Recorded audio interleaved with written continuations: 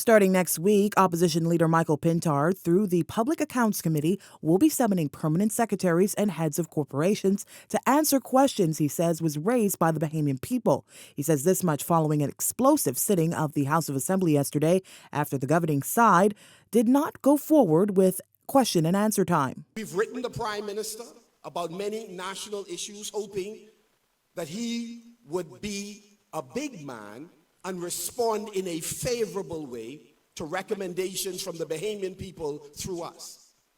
We've used the Public Accounts Committee, and we've written every permanent secretary in the Bahamas. One of them responded. We have written the commissioner with responsibility for the freedom of information and have not been able to access the relevant information that we need.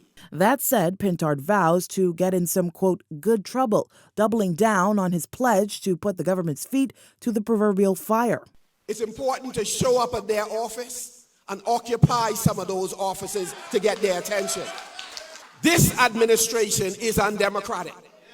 Sometimes we're on our feet in the House and the microphones are off. We're not children, and we will not be quiet whenever we believe our rights are being abused. And to add to that, Deputy Chair of the Free National Movement, Heather Hunt, is calling for the public to also play their part. Perhaps citizens can write in letters to the editor. Perhaps citizens can do more by way of writing into their MP and holding their feet to the fire, attending their association and constituency meetings. She adds, though, that the public must conduct themselves responsibly. Not to, become vigilantes like you hear some calling for. That's not our position.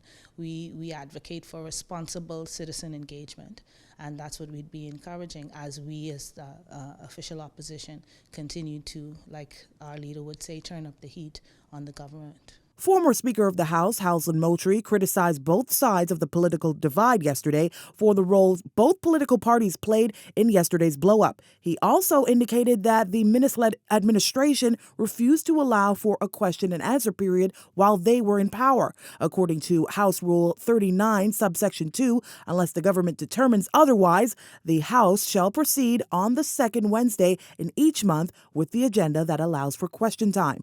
Moultrie, since becoming an independent speaker, has been calling for an amendment to these rules, as he says it erodes the ability for the legislative branch of government to hold the executive branch accountable. Leah Cooper, Eyewitness News.